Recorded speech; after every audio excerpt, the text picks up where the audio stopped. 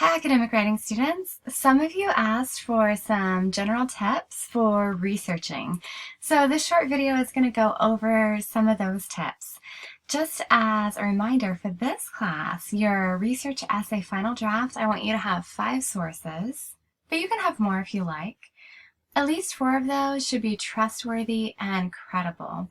Part of this is fitting into the larger academic community, which can be a bit snobby about what counts as solid evidence, for good reasons some of the time. So by trustworthy and credible, I mean fact-checked or peer-reviewed, or has gone through some level of scrutiny. So it's not just somebody speaking about their own experiences without anybody kind of making sure that information is accurate. You can also use a few less credible sources as evidence of the current debate, the current conversation, and you can write against those. So my first research tip for everyone is to just dive in any way that works for you. A lot of times people like to get started by looking at a website like Wikipedia. This is a great way to get started. So let's say, for instance, that I am interested in homelessness in San Francisco, in the Bay Area. I might get started by looking at Wikipedia. And there's nothing wrong with that. Wikipedia is an online encyclopedia. So somebody has synthesized all the information out there into one space. But you definitely shouldn't cite it because it's an encyclopedia. So someone else has already gathered the information and synthesized it, and that's what you're responsible for as a writer who's producing a research essay. You should be doing that synthesis yourself.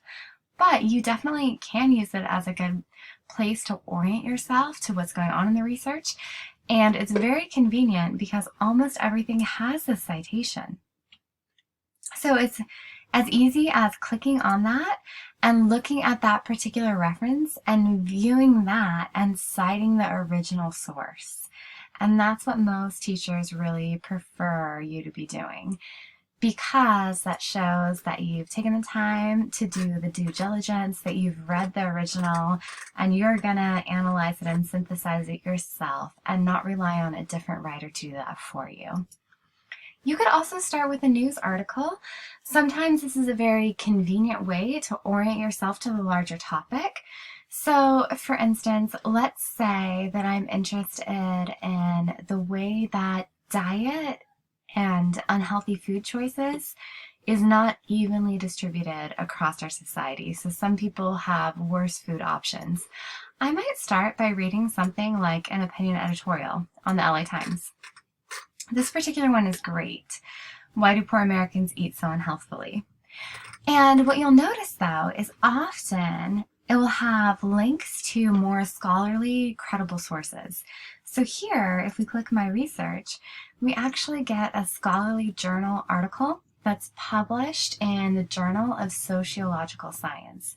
This is going to be something that's way more detailed, way more nuanced, way more statistics, a lot more rigorous. So it's peer-reviewed and it's extremely detailed versus something like an opinion editorial, which is written in this very informal tone, which is just kind of an interesting take. You'll notice that it's actually published and written by the exact same researcher. So she's taken her scholarly research and adapted it to make it more for a popular audience. So news articles often will have links to more scholarly type resources. So that's definitely something that you can use. Some people really enjoy TED Talks. That's great. If you watch a TED Talk, you might also want to see what that person has published. So as an example, let's say I'm really interested in social media and the impact of social media on mental health. Maybe I watched this TED Talk called iGen, the Smartphone Generation, by this researcher. And I could then go ahead and just Google that researcher. I recommend, if someone has a homepage, going to their actual homepage rather than Wikipedia. And then when I go to her page, I can see that she has all these scholarly articles that she's published in all these different journals. And these typically are considered more rigorous, and more trustworthy within the academic community. So if you're just sharing information with your friends, they probably don't want to read this kind of academic research paper. Maybe they do, maybe they don't. They might be more interested in the TED Talk, but if you're being part of this academic community, then they're going to treat these articles that have gone through this level of scrutiny as more persuasive, more convincing. So it's something to keep in mind. But that doesn't mean you have to start with the scholarly journal articles. You can dive into the research in any way that works for you. So I love documentaries. I've always loved documentaries. I think they're fascinating and do a great job capturing my emotions, holding my attention. If you watch a documentary, you might not necessarily want to use that as one of your sources because documentaries are notoriously biased. They're presenting a position, they're presenting a point of view, and that's fine. That's the genre. You know, that's their goal. They have to have some reason for creating this documentary film. But you might want to also see what else has been published or written in a more academic field, in a more academic setting.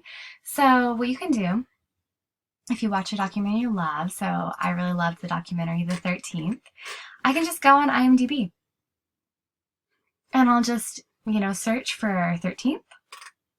And then one of the things you're going to see is you're going to see the full cast. So maybe I will remember that I liked the portion where Michelle Alexander was speaking. And then I can just Google her. And when I do Google her, I'll see that she is a writer, a civil rights advocate, a professor. She is a published author of a book that got a lot of media attention in 2010. So then I will look for one of her publications that's more scholarly. I might choose something off the New York Times. I might choose something off the New Yorker. I might choose to actually go and see if I can find a copy of her book on our library website. So those are all good options for using, any kind of entry point into the research to find something that is a little bit more appropriate for the academic university environment.